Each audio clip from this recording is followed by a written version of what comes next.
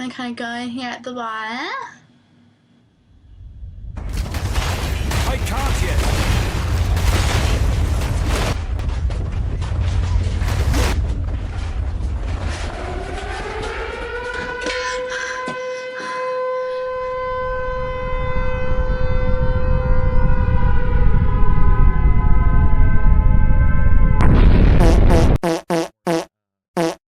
It's time to finally grow a pair and start playing an actual build. And with a pair, I mean 2 gigantic two-handed maces to compensate for your micro-penis. Ulf is the man behind this build, and he's staying true to his roots, making the shittiest class in the game not only viable, but also insanely strong, speed-farming T18 maps with screen-wide clears and hitting for millions of damage. Now you're probably sold on this thing, so let's cover how the hell this is even possible. For starters, we have the playstyle. You're playing the Titan Ascendency and the ground is your enemy. To deal with that, you have your earthquakes. This is your main mapping ability. You simply run around, throw one of those bad boys on the ground and keep moving. As you're a warrior, you typically weave in a dodge roll in between as to not hecking die El Mao, and to not have to wait a lifetime before the earthquakes actually deal damage. We're stacking skill effect duration. All of our other gems are there to either buff you, to boost your damage on bosses, or used for mobility. When it comes to mobility and bossing, we have our leap for mobility and the Godhammer for bossing. This thing deals substantial amounts of damage on single target, and by setting up a wombo combo, you should be able to one-shot most bosses in the game. Alright, let's check out the buffs and the rest of the gems because this is important stuff right here. For starters, we have our Earthquake again.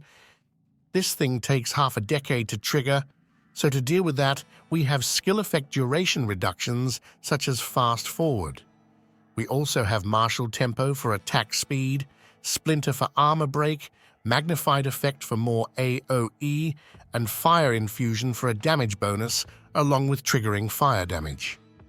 When it comes to Hammer of the Gods, it's the thing falling from the sky that we talked about earlier for bossing. Here, we're going for the double combo via Second Wind and more damage via Heavy Swing, which is great considering we don't give a shit about attack speed on this skill. We also have Rage Forged for a substantial damage bonus when setting up the wombo combo with Rage. And Rage we'll have an abundant amount of. And finally, Concentrated Effect, as we're only caring about single target on this skill, and Heft for simply more damage. In case you only have 4 support gems, then you'll simply ditch some of the damage and go from there. And in case you only have 3 support gems, then well, I'd suggest stop sucking ass. Next we have Time of Need. This is a lovely persistent buff, removing ailments on you and heals you. And we will be requiring quite a bit of healing, considering we'll drop the mana costs via blood magic and spend our life instead. On top of that, you're also reducing the time between buffs from this skill when you're stacking skill effect duration. The same goes for Berserk. We're rocking this thing to get a bunch of life leash, and in turn stay alive. We're also supporting it via Herbalism for more flask healing, and Cannibalism for life on kill. And if that wasn't enough, it's also granting you a bunch of additional rage bonuses, and each stack of rage automatically grants you attack damage, and via the passive tree, you'll also get additional armor from it. Next up is Herald of Ash.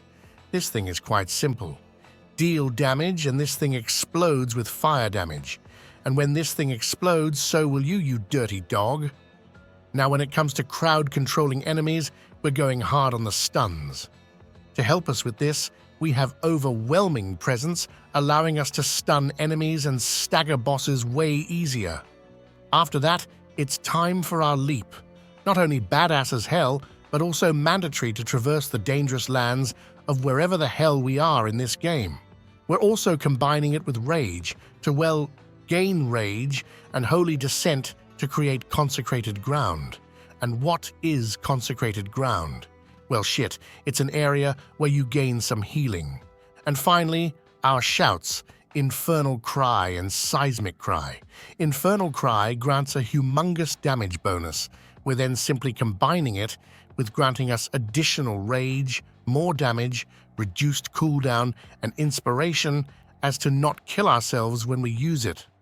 And finally, Seismic Cry. This thing is lovely for the wombo combo, substantially increasing the damage of your neck slam skill, in other words, Hammer of the Gods mainly.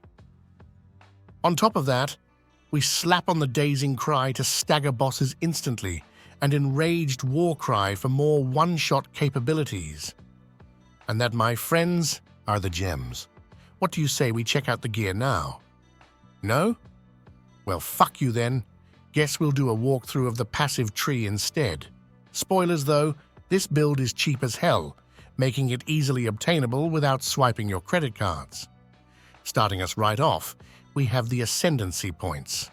Here we're going for the hulking form to get the passive skill bonuses, which is absolutely disgusting. On our way there, we have our strength bonus and perhaps the most important node of them all, increases inventory space, El Mao, and a bit of additional strength. We then go for increased stun buildup and crushing impacts to gain crushing blows. And what the hell are crushing blows? Well, shit, it's when you get drop-kicked in the balls after a sloppy knob goblin. Or rather, in short, it stuns enemies way easier. And in PoE language, if an enemy is primed to stun, then it will get instantly stunned, where primed to stun means that you have a percentage of stun buildup on the enemy. It's pretty great. And finally, when you've got that final Ascendency point sorted, you can grab the max life here or armor when it stops being shit. Alright, and then the passives. Here we want to stack as much reduced skill effect duration as possible, as it's just massively broken for this build. We then combine that with some speed right here and armor combined with damage. After that we go for Aftershock AOE, or in other words Earthquake size, combined with some strength and defensives.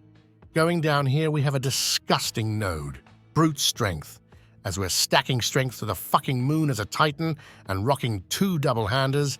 This thing is just nasty. And finally, over to the right here, we have additional rage. Now there's also this node right here, Giant's Blood. You must get this if you want to rock the two-handed setup. You do not need to play with double two-handers, but you're a fucking cuck if you don't, that's for sure. So show your wife that you too can handle 2 massive rods at the same time. For the jewels along the way, you have a few different options, namely armor, stun build-up, damage, rage, ignite, or AOE. They're all great. We then go back, pick up Resolute Technique to avoid evades, more Warcry empowering, and a shit ton of armor and big hecking dam, plus stun build-up. If you're still a low-level dogshit newbie, then you must head straight for these nodes as well before thinking about anything else, because you need blood magic to actual cast spells. And to finish the passive tree off, all you're getting is damage combined with some AOE.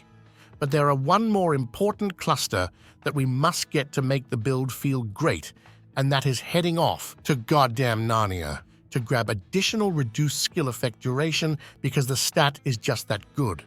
On our way, we also get a shit ton of strength via the nodes here, but it is indeed quite the road to get to here for the reduced duration. It is what it is.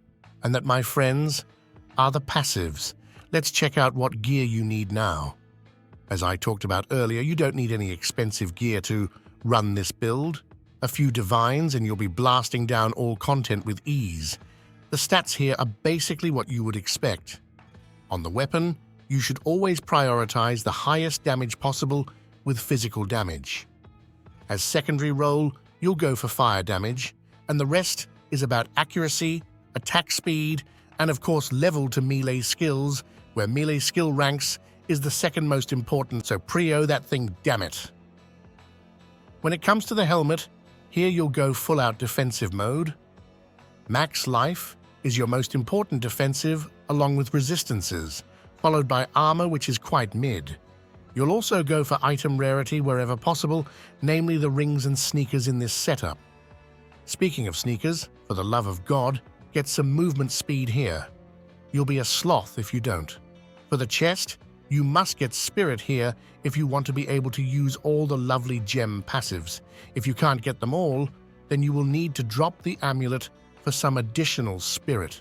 But ideally, you want to run the Exhaust's Blood amulet, as the fire exposure in turn means reduced fire resistance, which in turn means a buttload of additional damage for you. And finishing this thing off, we grab the same stats on the gloves and belt. Feel free to experiment a little, as long as you get your spirit and resistances sorted. You'll have the priority here in the planner. Now, my friends, there's but one thing left to do. To get hecking good, that is. Let's do it. When mapping, the build is stupid easy. Use Earthquake, Dodge Roll, or don't. But at least use the Earthquake skill. This is your main mapping damage ability. To boost its damage further, keep using Infernal Cry whenever it's off cooldown. When you need to close distance or, hell, even heal or get the fuck out of getting gangbanged, you pop the Leap ability. And finally, you can use Seismic Cry and Hammer of the Gods on elites to instantly delete them.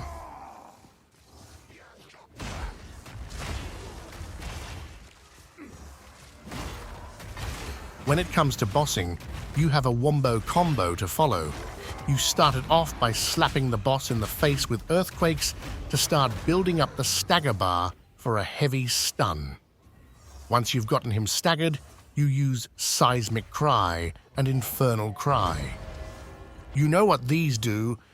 Infernal Cry grants damage, and Seismic Cry is going to double the amounts of slams when used on heavy stunned enemies.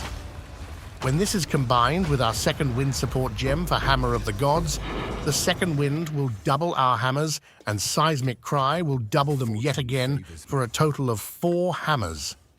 Do all of that, and you are then ready to finish the boss off pressing Hammer of the Gods twice. Lovely, huh? Damn right.